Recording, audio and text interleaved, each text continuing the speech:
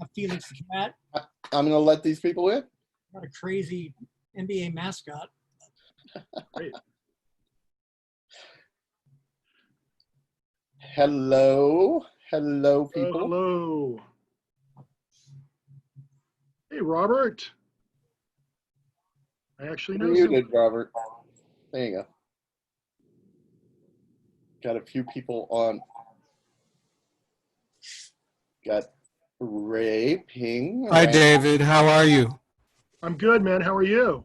I'm good. I'm excited to see you around. I'm excited to see you. It's been a while. It has been quite a while. Quite a while. Are you retired now? Yes, I am. Okay, because I remember you telling me that when I was hitting you up for actors one time. So Yes. Did I find you an actor? I don't think you did at that time, but you had before. So Okay. Well, yes. That's my relationship with Dave Barton. There you go. You're the actor pimp. yeah. I find actors. Finds actors, yeah. So, hey, let's get started. Anyway, I didn't Okay, answer how your are you? question, Joel. I've been doing this for about 2.5 months. It started out pretty much getting a couple directors as a panel and opening it up for actors to ask us anything, since we are such a mysterious lot. And that sort of went into a couple of sessions with theater producers, talking about the look of post-COVID theater, or at least the big question: when is everyone opening? And then we did a couple of sessions on actors of color and directors of color. And I thought, hey, okay, we're moving away from directors all the time. Let's get other aspects of theater, which brings me to you two. Everybody's Not favorite. that you're not a director, David. Well, I know I Joel's a said that. director. Joel's a director too. So Joel's a director too, so you know. But I really like the other aspect. I think that'll be interesting to talk about, just the theater reviewing, and especially as a director reviewing other directors. It makes for a messy situation sometimes, and that got to be interesting to talk about. So before we get started, I would like to give each of you an opportunity to introduce yourself, since pretty much the last time I've never worked directly with Joel, and the last time Dave and I worked together was, I don't know, 20 years ago, something No, close to that. it would have been quite that when long. was We did Cuckoo's the play Nest? about the Oklahoma bombing. Oh, was that after Cuckoo's Nest? Yes. No, Cuckoo's Nest was after that, I think, actually. Yeah, I think that was the last time. That was the last time. Joel, introduce yourself. I know neither of you is reviewing anymore, right? Or Dave, you do it every now and then? I have not done any theater reviewing for a few years. I was an art critic up until November. Well, actually up until really last week, because I was working for the Orange County Art Blog. Prior to that, OC Weekly, as an art critic for the past 11 years. What happened? Previous to that was when I was working with Joel as a theater critic for 10 years there. What happened to the art blog? You know, I'm just don't want to review other people's work anymore. I'd rather work on my own, but that's a whole. We'll get into that later. Still around. Okay. Anyway, Joel, introduce yourself. Okay, well, I'm Joel Beers, and I was the Orange County's first and not only theater critic, because obviously Dave was a critic, and we had a few other people off and on over the years, but I was the theater editor from the first issue back in October of 1995, and I really wasn't the editor more than 5 or 6 years, but I was the main critic until the last issue, which came out, I think, the week before Thanksgiving. Is that right, Dave? Yeah. That's when our owner decided to. I think he came in the day before Thanksgiving of last year and said the paper's closing. And very, very unceremonial deal. But yeah, so I was there for what would it be, 20, almost 25 years. Yeah. Wow. And I had I not, I was there for 24. yeah, it started in 95 and I had never reviewed theater before. I had written about theater. I was a journalist before a theater critic, not that they are mutually exclusive, but I'd written a lot about the arts and all kinds of other stuff. And I actually applied for the sports editor. I heard from Matt Coker that there was a position open, and Will Swain, the editor, knew that I had heard that I had worked with a small theater in Fullerton for a couple of years. And he asked if I was interested. And I said, sure. And it was trial by fire for sure. I had pretty much no idea what I was writing about for the most part when I started reviewing theater. And I still don't think I know that much, but I learned how to fake it pretty good over the years. So. I missed your reviews, my dear. Oh, well, thank you very much. It's good to see you. I've got to say, whether I agreed with your reviews or not, they were always a lot of fun to read. Always. Yes, amen. Yeah. Really, you did what reviewers should do. You stated your opinion and you didn't tell everyone the damn story. Yeah. So I always appreciated that. And didn't try to rewrite the script, which some That's- people have tried to do. No, I remember one review of some play in Buena Park. I did suggest that every copy of the script should be gathered and put on a rocket and launched into outer space. Real play. It's about Robin Hood, if I'm not mistaken. I miss you. And so now tell people what you're doing these days. Not doing much journalistically speaking. I get a freelance gig here and there. I'm going to be doing something for Voice of OC in the next couple of weeks. I'm the person who runs the Muckenthaler. They've had some really good success in keeping the doors open in the middle of the pandemic. But I teach. That's my main gig. I teach journalism at Cal State Dominguez Hills. I'm the advisor of the student paper, and that keeps me very, very busy, even during the summer, because I've got a core of editors that are returning and they want to keep updating the website and stay involved that way. But yeah, that's my main gig. Fortunately, I had that to fall back on, or not fall back on. I mean, it's been my main gig for a few years now, but was able to overcome. Well, are you writing any scripts at all? No, That's a shame. I've always got something in my head though. Good. Always Yeah. dangerous. And David, why don't you give yourself a little introduction here?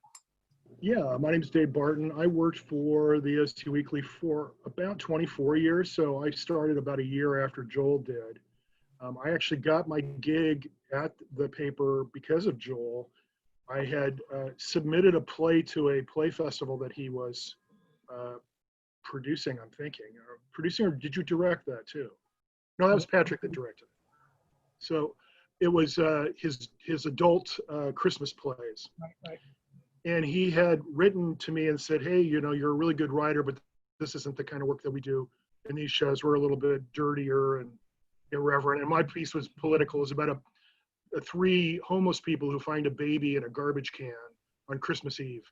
So mine was much more political. And but Joel said, hey, why don't you come and see the show and then say hi to me afterwards. So I don't think I said hi, but I wrote a review of the show and sent it to him. And it was not a good review. And Joel said, you son of a bitch. Why don't you come and work for the OC Weekly? You're a really good reviewer. And I started working there the week, I think within 2 weeks. And then that lasted for 24 years. So I owe my theater criticism, my shelf of theater criticism awards and a semi-steady paycheck for those years to Joel. Still waiting for the reimbursement, the finder's fee. Say it again. Still waiting for the finder's fee. I should have just given him a percentage of those checks. Probably. And these days, what you doing, Dave? So right now I work for Arts Orange County. I work with veterans and I help them tell their stories. Um, Basically, they write them, I edit them into a script, and then they do readings. COVID's kind of blown that out of the water for the temporary thing. I'm still getting a paycheck, thankfully. So what I'm doing is right now I'm interviewing veterans that are artists on Zoom, and then doing quick 5 to 10 minute videos with them. I also teach creative writing to women at the Orange County Jail when COVID allows me to. And we just earlier this year fundraised for 2 classes and got that money very quickly from people. It was really wonderful. And I'm also in my final year at Cal State Fullerton getting my bachelor's to teach English for high school. That's great. Thank you. Yeah, before a lot of you came in, I was saying that I really have not had the opportunity to have any kind of extended discussion with either of these men in literally decades. So it's this is a real treat for me. For those of you who are new to the roundtable, I do want to let you know I welcome your questions for my guests. What I would request is that if you have a question, just throw it into a chat to me and I will relay it so that we don't have a mass noise fest in here. Please don't hesitate to ask the toughest questions you can think of. I'm happy to answer them. Excellent. Excellent. And we're really hoping for a nice fight between Dave and Joel. So this is I don't think we're going to fight too much. I don't think so either. It's not rent. Yeah, I'm going to start out really fast. Since you are both directors, since you've both been theater critics, I was a critic sporadically for a while, and what I've always felt, rightly or wrongly, is that a theater critic's job is twofold. Number one, to help advertise the show in one way or another, and number two, to warn people away from shows that they shouldn't spend their money on. Number one, do you agree with my assessment? And number two, what? Joel left after one question? Oh, there you and number two, where do you fall on that that span? Dave, why don't you go first, since that's the first question. Okay. I would definitely say that it is absolutely not my job to publicize your show. That is, I think, the absolute worst way to head into a review is that you're going to be doing them a favor, or that you are there to publicize the work. You're there to publicize the work if it's good, but you're not a part of the publicity machine for that. You're not if you take the work seriously, which I certainly did. And then what was the second part? The second part was well, I think you answered it. Yeah. Joel? Yeah, well, I think by virtue of what you're doing, you're publicizing the show, whether it's by choice or not. I mean, you were writing about it, and that puts it in front of, ideally, more than another pair of eyes that wouldn't have, or they would have heard about the show otherwise. So, but I agree with Dave. You don't. I never entered into the. Well, I can't say that. There were a couple of plays. Well, many I would sure. I mean, the best thing in the world is to be able to write a really positive review. That is great. Nobody ever goes out to, crucify a show. Although those are more enjoyable to write, probably. The worst thing is a mediocre, middle of the road review where you're not you don't have a passion one way or the other. But yeah, and there were just recently, in the last couple of years, there was a show at Cal State Long Beach. It was about Dreamers, and it was created by students with faculty help. And that was definitely a show that I wanted to help spread the word. but I didn't go into the show thinking that, and I really didn't write the review either, but with that in mind. But it did, you know, in the back of my head, I'm like, yeah, I think the headline actually was, "This is the most important play you'll ever see in your life." A little bit of hyperbole, probably. But so you are part of the publicity machine in the sense that if it's a positive review, the theaters are going to put it on their website. They're going to, you know, maybe put it in their lobby. I think the Chance Theater did that a couple times. I was like going in there and seeing my name up there because I remember I gave them a lot of very bad reviews early on. But yeah, but you know, you never set out to do it. I mean, that'd be kind of an ethical kind of issue, I suppose. And the second part, oh, to steer people away from bad plays? No, I mean, I never really wrote to convince somebody to see a play or not. I had to be honest with myself, you know. And I would get a kick out of somebody that actually went to see a review or a play that I wrote a really bad review of. I think it'd be really interesting. I've done that. Yeah. I used to kind of seek out shows that you hated. It's probably pretty good. Yeah. So yeah, but that's kind of part of it. I mean, but that's the thing about reviews. I mean, you rarely ever hear anything. Well, you don't hear much positive or negative, but you definitely don't hear anybody talking about your negative reviews, but you will hear them talking about the positive reviews. As far as actors go. I've had the opposite. I've had people write me letters and tell me that I was a racist because I didn't like their play. Or Yeah, no, I don't mean that as much as I'm thinking more of the actors, I guess, especially with social media. You never see actors sharing, you know, negative reviews, but oh yeah, reviews, I'll always do it. But yeah, very true. that's a good question. This is a really good question. I'm going to rephrase it a little. It's from Robert. Do you take into account whether you're seeing an amateur play or a professional play when you are reviewing?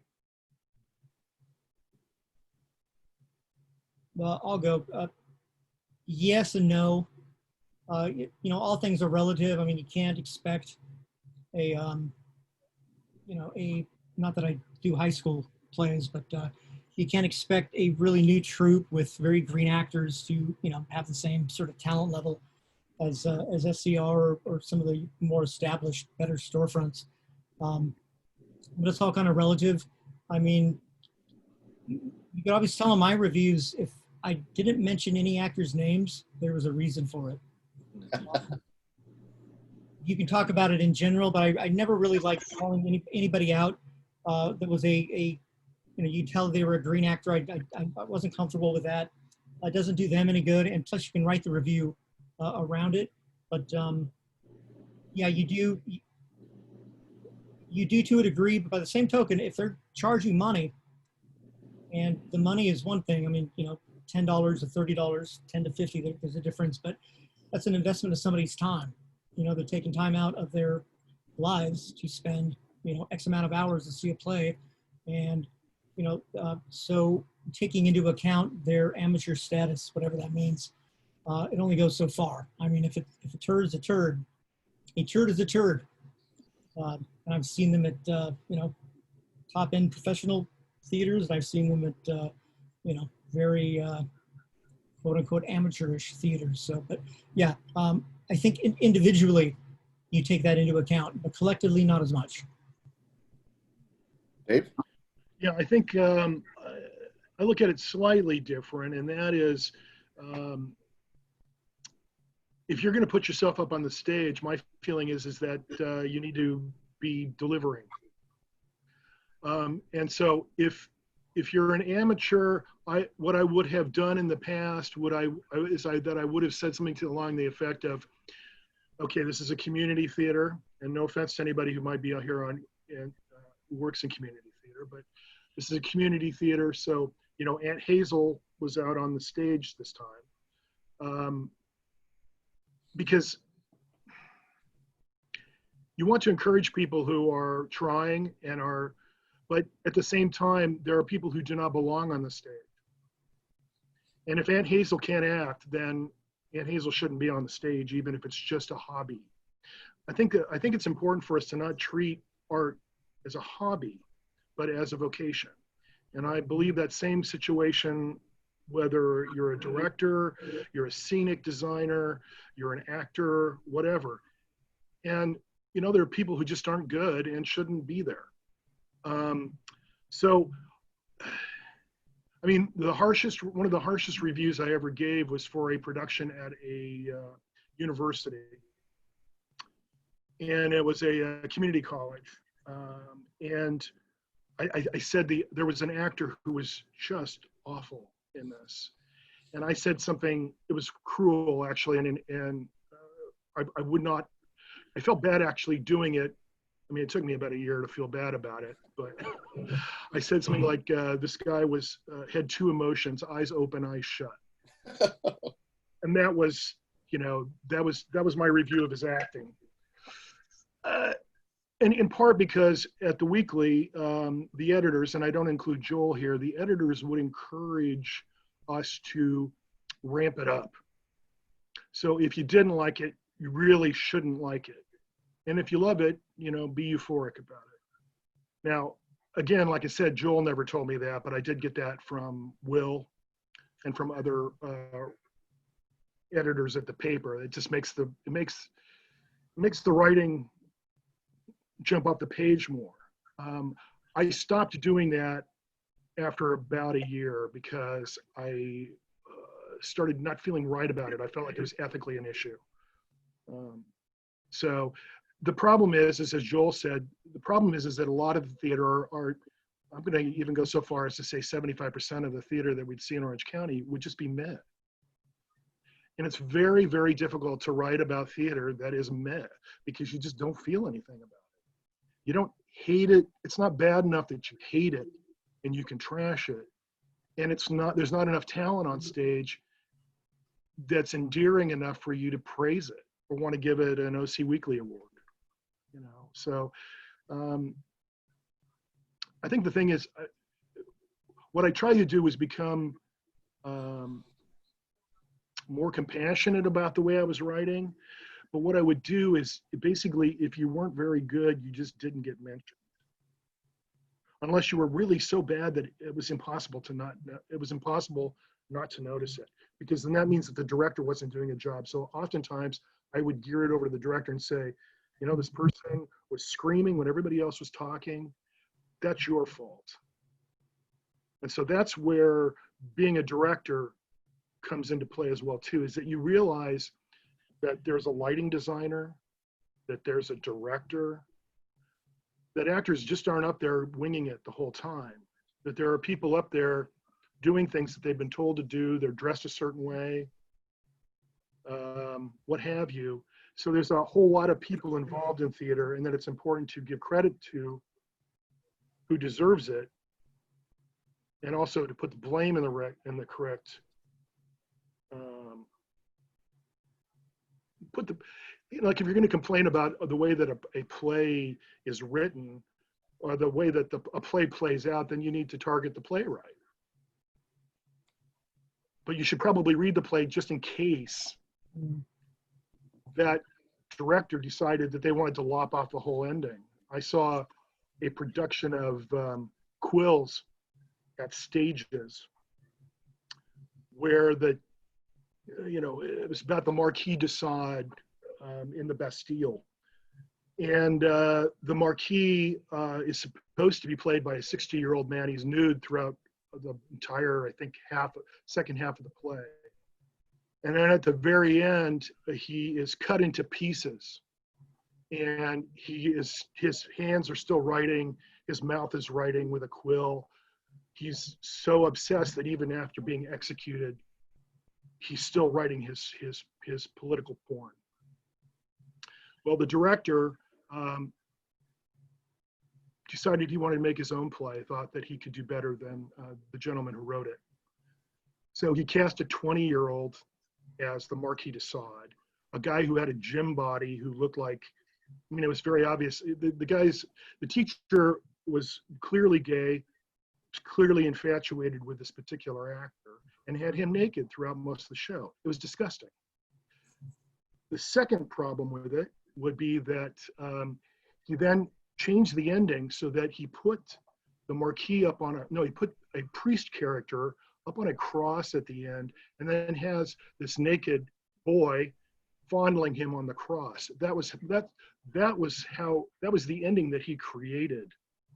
I don't know how the play didn't just get immediately shut down for violating contract with the author, but it was garbage. By the way, this is fascinating, but I do need to tell you, Michael, MJP down there just said you just totally ruined the ending of Quills for him. I can tell you it's not like that in the movie. Okay, so Yeah, no, I see. the only reason I knew that was because I read the play. I wouldn't have known that. I would have said, this playwright, what is this stupid ending? And I would have blamed him. But once you read the play, you're like, oh, okay, this is directorial choice. And even you can't even blame the 20-year-old actor because he's miscast. And he wasn't a very good actor either. But I'm So just here's a really quick question. I'm going to get back. We've got a lot of questions over here, but this is from me.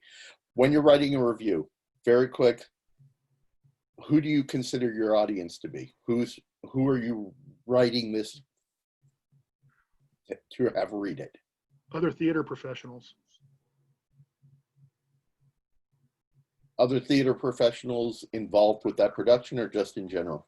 Just in general, because they're the ones who go to the plays more often than your average, your average Joe doesn't go to theater as much as people who really love it and participate in it. Joel? I believe. Yeah, well, ultimately you write for yourself, but whatever that looks like. But I always, I was actually thinking about this the other day. Every writer, every journalist anyway has to know their audience. If you're writing for the Wall Street Journal, that's one thing. If you're writing for the Fullerton Observer, that's a different thing. But I was always writing for that one person who just picked up the weekly and maybe they were looking for a strip club, or they were looking for a pot shop, or they picked it up for R. Scott Moxley's or whatever, and they just happened to come across, or they're leaving through, and I was writing for that person, somebody who had no idea about theater. And I always tried to write in such a way that it got their attention. And there's a lot of different strategies. You can be funny, you can be profane, you can, try to go the high route or whatever, but just try to make it engaging just for somebody who had no interest in theater. That's a bigger challenge, I think. The theater professionals are going to read it. Everybody involved in the show is going to read it, and either like it or not like it. But I was always trying to, in my own way, kind of grow the theater audience. Whether it worked or not, I don't know, but that's what I was trying for. Okay, I'm going to lump a couple of these questions together because they're sort of the same thing. Number one, what are your top requirements for a production to be good, quotes, as a reviewer? And at the same time, and I think this goes together, when you're reviewing a show, how quickly does it take you to get a sense of whether you like it or not? That's a good one. I'll go ahead. So the first one was, what elements Make it good. It's got to hold my attention, and it helps if the script has something of merit to it, although that's not always essential. I mean, a show like Lend Me a Tenor, for instance, isn't much in the way of brain fodder, but if it's compelling, it's kind of hard to quantify that or qualify it, I guess, because every show's a little bit different, but it's got to hold my attention. I mean, I have seen really good productions of very so-so plays, and I've seen terrible productions of really good scripts. And the acting needs to be, they've got to be committed. One of my pet peeves is if it seemed like the actors were not all on the same page. Like, you would see that sometimes in ensemble. One person's, got a totally different energy or a different sort of, they just seem like they're in different plays. So so everybody's got to not be consistent in talent, but just committed. I think it's something like Dave alluded to earlier about if you're on stage, you've got to sell it or whatever. And also that they trust the script and they trust each other, which maybe is a little bit more, I don't think it's esoteric, it's a little harder, I think, for younger casts or whatever to come up with that. But the second one, though, I forget now, but that was the one I really wanted to answer. What was the second part? The second one was how quickly you decide whether you like the show or not. When I read the program. No, I used to have a running joke with a friend that it'd be great to have a reputation that the instant that you saw anything in a play that you didn't like, you would just get up and leave. And like how often you would. I usually would know within the first 5 minutes, but it could surprise me. It could build or whatever, but I could usually tell. And a lot of times what it is it's that first look on stage if the actors aren't comfortable. Because I could really pick up on that, and that would make me uncomfortable. There's nothing worse than watching an actor who's uncomfortable up there. Because I've acted very sparingly and I was as uncomfortable as a motherfucker up there. Me too. I can spot it in the crowd. But yeah, I usually knew pretty early on, but I always kept an open mind. But there were times I did not want to come back for intermission, that's for sure. Although I only left intermission, I think, twice. And I mentioned it both in both reviews. One was because the person who had brought me had to get back, and the other one I just could not tolerate it. But yeah, but usually pretty early. Dave? Yeah, pretty early. I'll know by intermission that it's just going to be hell. I left a couple of times, but which I always said in the review. But what do I look for? I want you to show me something I haven't seen already. I want you to do a play I haven't seen a million times. Don't do Neil Simon. There are other plays. There are a lot of other plays. And the play that the theater picks is an indication of the lack of quality of that theater because they're not very imaginative or they're just going for the money. And that's the other question is if you're just doing a show that gets butts and seats, what are you adding to the culture? What are you offering? What are you offering to people who maybe don't go to the theater very often? You're just giving them garbage. It's something I feel very passionately about. It was a huge deal. I mean, it's important to be well read. It's important to know the work that's around. And while I understand that depending on the theater, that sometimes the limitations of the cast and of the theater budget and things may prevent you from doing, Kushner's Angels in America. But it doesn't mean that you then have to go for something that's just so bottom of the barrel entertainment. For me, the theater has never been entertainment. For me, theater is a podium, and it's I've always looked at the theater as very political, and as something. And it doesn't have to. I don't have to agree with those politics, but I've always looked at theater as being something that was supposed to raise us above where we were, like any kind of art.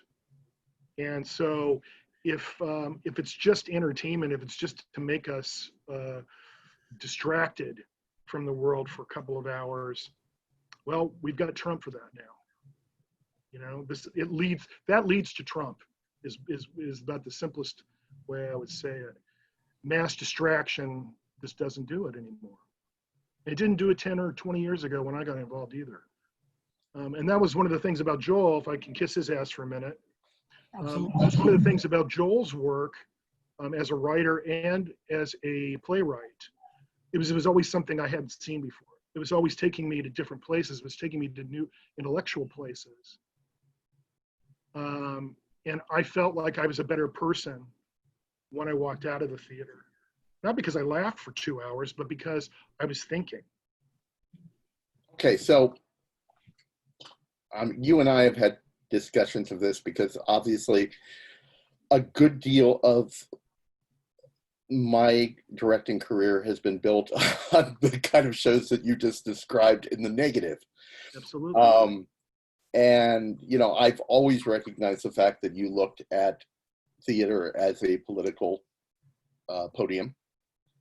And I think that's amazing. I think the fact that you had a successful theater running based on that for as long as you did is even more impressive. So I hope you understand how much I respect that. But, and this kind of comes into a question that Ms. Case asked too. She says, how much do your personal preferences or types of theater influence your review? As an example, comedies versus dramas, in your face, provocative versus farce, etc. My question is, must the opposite of what you think theater should be discounted? I think Dave's gonna run, so he can go first. Yeah. Yeah. Well, let me just say that all theater is political. Okay. So even if you do entertainment, you're making a statement about what's important.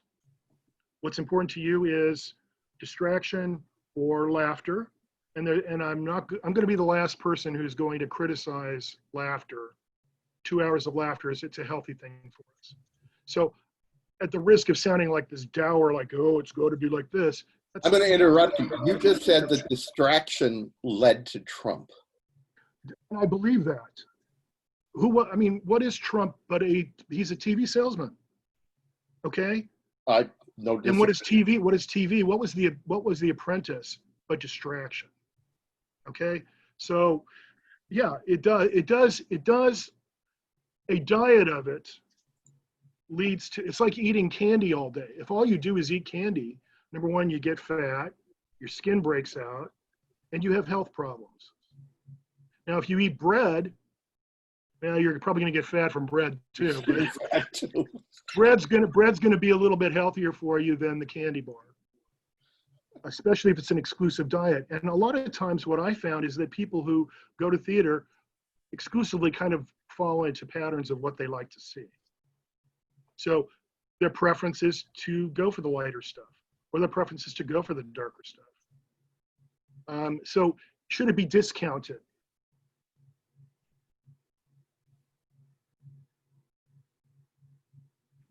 It serves a purpose, but I'm not certain that it's a positive purpose, especially if it's an exclusive diet of it. And answering Sharon's question about taste, taste absolutely for me comes into play, but then I also wouldn't make it a habit of going to see Neil Simon plays because I knew that I was going to be hostile. So what I would try to do, like I saw the first time I met Sharon actually was I met Sharon at a play that I didn't know anything about. Here she was staging this play that I had never seen. It was great. It was in a community theater. But it was provocative. It was intriguing.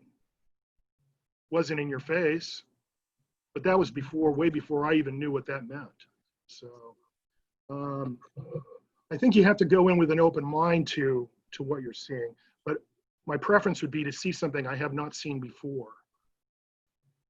Simply because you do it so much, you go to plays all the time. If you go to 4 plays a week or 4 plays a month, seeing the same 2 plays every time or every other month can be really fucking annoying.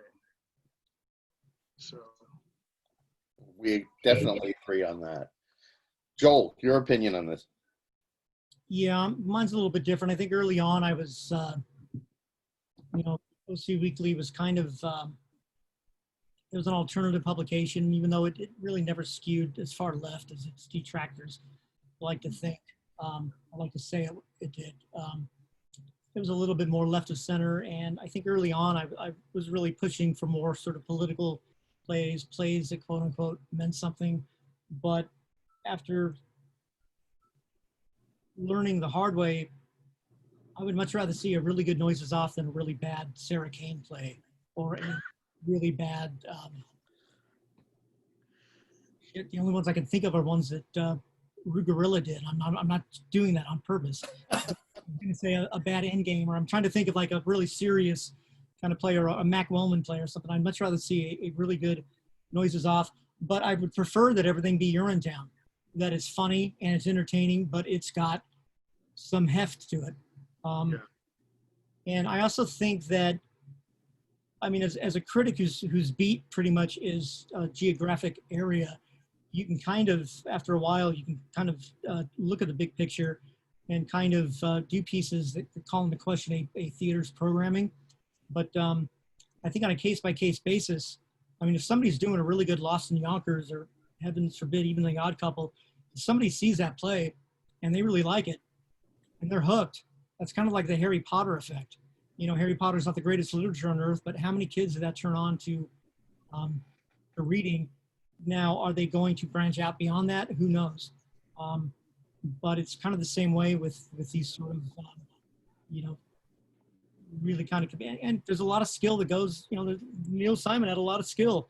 I think the reason Dave and I hated it so much is that it just seemed that so many theaters were doing it so often, all the time.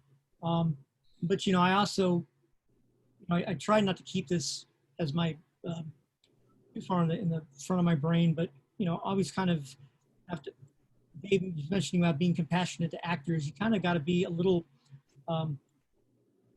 forgiving, I guess, of theaters, because they have to sell the tickets to make rent. And I think the best thing is like something that the Chance really doesn't do it as much anymore, because they've really kind of, I can't think of the last show they did that I remember that you could kind of consider a cash cow sort of thing, because I think they had reached a point in their development where everything they did had some Stages is a good example, that had a really good balance. I think the last few years, you know, they'd have 2 or 3 plays a season that were just really, you know, you could think they were going to be bombs. You know, who's going to come out and watch this? But they were really serious, really good plays. And they always had a couple of plays that were kind of the cash cows, and then a lot in between. And I think, you know, striking a balance is, you know, that's what you have to do to survive. I don't know how the hell any theaters are even paying rent now. This isn't the forum for that, I guess, but I can't believe that, you know. So yeah, so I always tried to keep that in mind. And again, I'd rather be entertained by a piece of shit than be bored by, you know, Mount Everest. I think being entertained by a piece of shit, it possibly could be my favorite quote from this evening.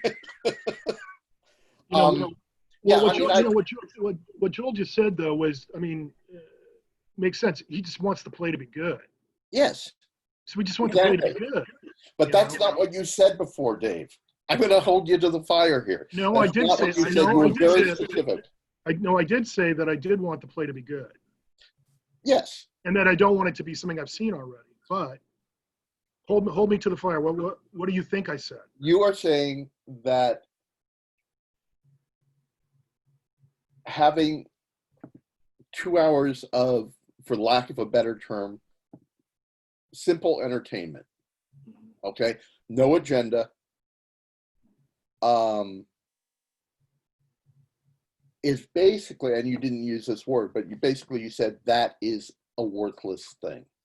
My opinion is that a theater's goal, and a theater, a building, a specific building, should be, and I will be the first one to say very few actually fulfill this, but their goal should be to provide a variety of experiences to their audience of quality entertainment, which could be, entertainment can be incredibly uncomfortable. I'm the first one to say that good entertainment could be uncomfortable. It can, and I think it's important that you walk out feeling something. Now, if that feeling is relief or exhaustion from a good hearty belly laugh, or the urge to go out and take on a political movement, I think it's all equal. Because I think you are making people feel something. And that, I think that's the essence of theater. Well, I think the mistake there is the assumption that you're making people feel something. Okay. Okay, I think that people go into the theater with their own preconceptions and their own understandings, their own tastes, their own baggage, obviously, and they decide to feel something. Now, maybe your show was successful in eliciting that emotion, but it didn't cause it, I don't think. And so, or maybe I'm talking out of my ass there. It could be the catalyst. Say it again? Yes, it It could be could the catalyst. I think theater is catalyst. Maybe what I should be saying here is that theater is a catalyst, is the theater that I want to be involved in and that I want to see, and that I would more likely give a good review to, because it's theater that creates something outside of just the experience of watching a play. So that's where I would go with that. So yes, I agree with you. Damn, that's no fun, David. I'm sure we'll disagree again in a few minutes. I'm sure we will. I've got to ask, and this, if I'm throwing someone under the bus, I'm sorry, but Ray asked me, can that really happen? And we've talked so much here, I'm not sure what he's asking about. So Ray, you asked, can that really happen? Specifically, what? I think were Ray you left. asking about? Did Ray leave? Yeah, I think Ray left. Ray left. Damn it. Oh, we'll never know. Okay, fine. I'll keep it shorter. So, all right. So, I'm going back because a lot of stuff has gone through here. One thing that was asked is, these questions go together too. How do you decide, actually, when you're reviewing shows, do you make the decision about what you go out to review, or are those shows assigned to you? And if they're your decision, what's the criteria for you? And then also, how do you feel about reviewing? Oh, I know how you feel about reviewing the same show multiple times. That's come out. But talk about times you have reviewed the same show several times and the differences you found. I'll go. I don't think I was ever assigned a play in all my time at OC Weekly. I think Gustavo mentioned a couple times, you should see this play, something that, but it was never an assignment kind of thing. You know, I always had pretty much free reign to review whatever I wanted. And my criteria was, obviously, if it was a play that I knew and that I liked, I was going to be more prone to see it. If it was a play I didn't know and heard about or read about and it seemed interesting, I'd be more prone to see that. I mean, that's criteria. And, you know, you got to admit that over time, there were certain theaters I did not jump out of my bed the morning to review a show, and if it was that theater, thinking I was going to have a great time. And I think the theaters in question would probably know who they are because I rarely ever saw them. And it was a drag because, you know, there's only so much room and time and space and all that. But I was always looking for the play that would get me out to that theater, but it was different for a theater like the Chance or SCR, where you expected a certain professionalism and consistency, and you knew that even if you weren't going to like the play, it was going to be. It's just, so in that respect, you're actually reviewing the theater. You know, I didn't see everything that SCR put, but I saw the lion's share of it, and I possibly did miss some plays along the way, and that's why somebody like Eric Eberwein was really good to have as a resource, because he has his feeders into the local theater so much that he could kind of he recommended a couple plays, both that I was able to see and also that I had missed. But yeah, you definitely there are certain theaters that you just they're must see theater, I think, and it was very rare to miss a show, although you always miss some of them. So I don't know if that answered, did that answer them all? I think Oh, so. seeing a play, The I have, multiple, yeah. I have seen plays, let's see. I don't mind seeing a play that I like over and over. I could watch Noises Off until that one production is going to be bad. Most of the time, if I see a play the second time, I like it more. And this has happened. That happened with Peter and the Starcatcher. When I saw it at South Coast Rep, I hated it. I just could not wait to get out of the theater. Then I saw it at Stages, and I loved it. And maybe it was because it was a more intimate setting. I don't know. But yeah, I have seen plays. Urinetown was another example. I think I saw that. And I like those both equally at Costa Mesa Playhouse and the Maverick. There have been plays that I have not liked as much, but that really just varies. But I was always surprised when I would see a show at a bigger theater and then watch it at a smaller theater and like it more. And I don't know if that was more my familiarity with it or if it was just more intimate, because I always kind of preferred the more intimate shows anyway. But yeah, so it kind of goes both ways. Yeah, I pretty much got to choose what I would review. Joel would assign me some shows, mostly shows he didn't want to see. So I'd have to go see those just because they needed to get covered. But no, I made it a habit of trying not to review the same show twice. So. Yeah, I didn't like doing that too close together, but like Maple and Vine was done at the Chance, and I think it was done 3 years later at Stages, and that seemed all right. Yeah, there was a period where the weekly I was reviewing, you were reviewing, and we had about 5 or 6 kind of a rotation of 5 or 6 people, and I think they all got paid, if I'm not mistaken. And that was about a year, and we were covering a lot of theater at that point, and. Yeah, so that was when we first started, because we were doing between 2 and 5 reviews a week. Wow. For a while there, and then suddenly, the weekly made it every 2 weeks or every other week type of thing, and then towards the end towards the last decade, probably Joel would do a week, then I would do a week, Joel would do a week, I would do a week, so I'd cover art while Joel covered theater. It was, and I'm speaking for Joel here, but I'm pretty sure we both pushed for more coverage. yeah, I mean, and they just wouldn't do it. Art was not a real huge concern for the OC Weekly, in my opinion. yeah, when it started out, we had about 1,400 words up front for a big theater piece, and then we had room in the back for capsule reviews and also longer reviews. Yeah, I would say that art wasn't the priority at the weekly, but up until the last issue, we had it in there, even if it was every other week.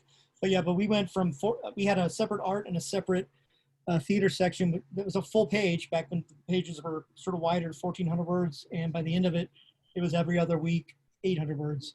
But I got used to it. I actually started preferring the 800 words only because if you were ripping a show, you had less time to do it. And plus it made the writing more concise.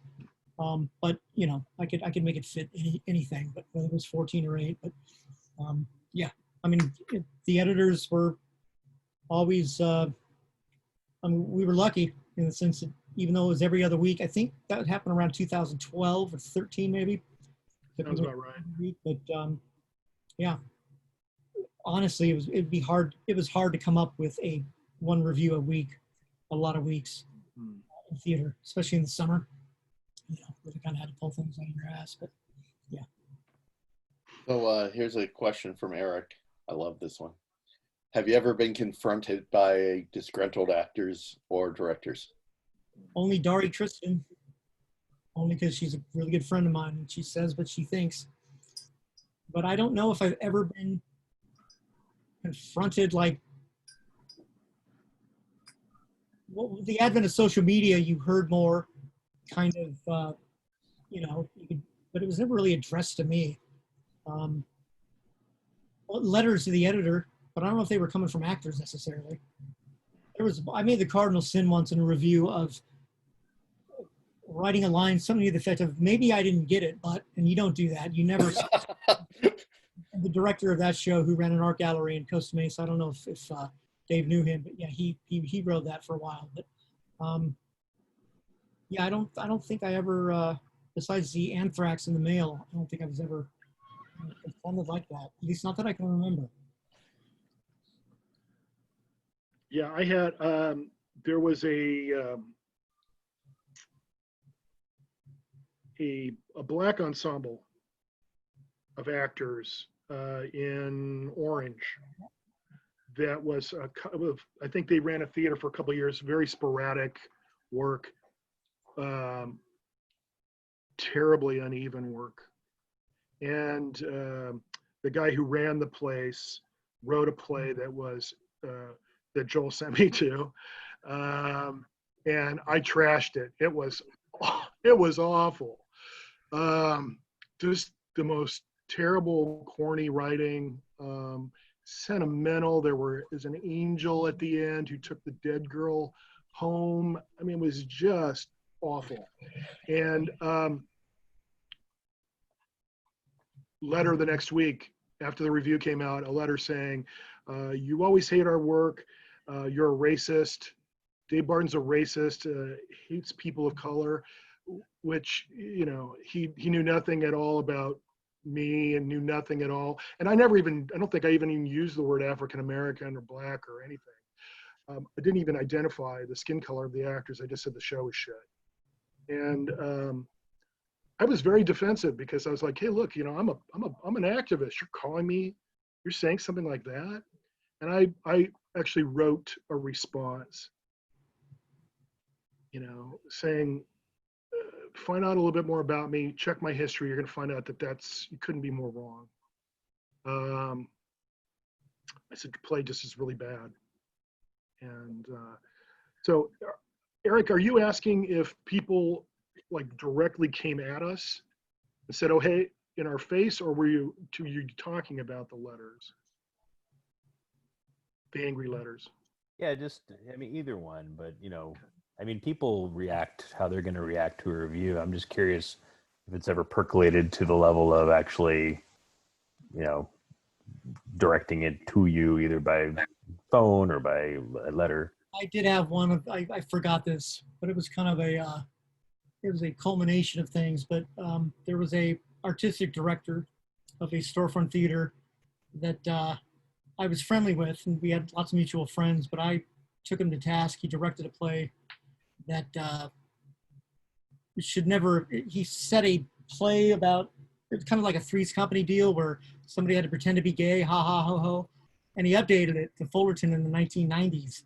And I wrote a really critical review, and that we had a very fierce email exchange for you know, a number of weeks.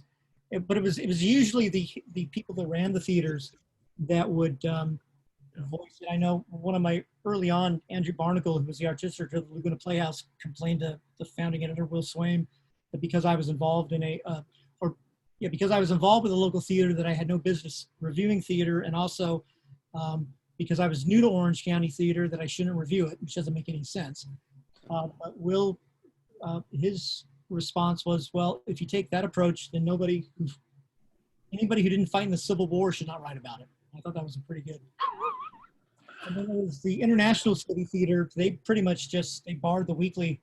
I think they barred me from coming, and we just decided at that point we would never review them again, and we didn't. I think that was because of a review I wrote. I think it was a series. We never gave him that good of a review, although we also gave him best play of the year, I think, for Orphans or something. But anyway, so we'd hear him more from the theater. I heard him more from the theater people, or the theater administrators, I guess, but not the actors as much. Yeah, I think Stages nixed us once. The Chance nixed us once. The International City Theater just banned us completely. So there were, you know, we would get artistic directors who would say, you're supposed to be publicists for us. You're supposed to be encouraging us, encouraging people to come. You're supposed to be supporting us and telling people to come and see our show. And if it's not good, then you shouldn't say that. I actually had somebody tell me that one. You should not say that a show is bad if it's bad. You should be supportive. You're not supporting theater. So that's not what I get paid to do. I get paid to tell the truth. So we're actually, this hour has like flown, at which I did not doubt it would. But I don't want to end it before asking this question, since you've both been directors, you've both been reviewers. I know I have. Personally speaking, I love reading reviews of my shows. I really do. And I've gotten my share of good ones and bad ones. But my opinion has always been, and I've always shared it with my actors who get upset over some reviews, if you're going to believe the good ones, you got to believe the bad ones. But as reviewers who happen to direct, or the other way around, whichever way you want to look at it, how do you feel when one of your shows gets a bad review? Want to go first, Dave? Sure. Well, the very first, it's very funny. The very first show that I directed for when it started Root Gorilla Theater Company, the very first show got trashed by the OC Weekly and by the Los Angeles Times. And it was a play that I had written and directed.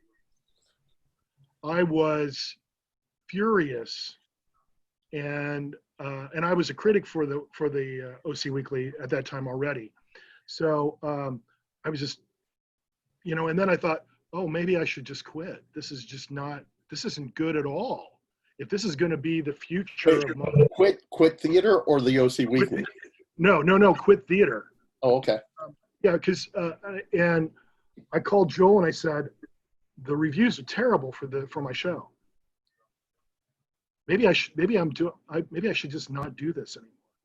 And Joel very wisely gave me some of the best advice that anybody has ever given me about theater. And he said to me, Dave, it's about the work. It's not about the review. And so I said, okay, well, the next play is going to be better. And it was. And the next play after that was better. And the next play after that was better. And then there was this one time I had directed John Ford's 'Tis Pity She's a Whore, a Jacobean revenge tragedy. And the critic who came was an LA Times critic who trashed the first play and didn't come to see anything else up until that time. And he was outside. Well, actually, I saw him and I told all my cast, just so you know, this guy hates me. So this was the first year that I was directing. So I was very immature. And I told the cast, just be prepared. This critic hates me, hates what I would do. And I think it's a personal thing. Well, it's almost never personal. And that's one thing that people need to understand. Artists especially need to understand it's not personal. So the review came out a week later. I remember getting up at 5 o'clock in the morning to jump onto the website for the LA Times so that I could just be prepared for how bad it was going to be.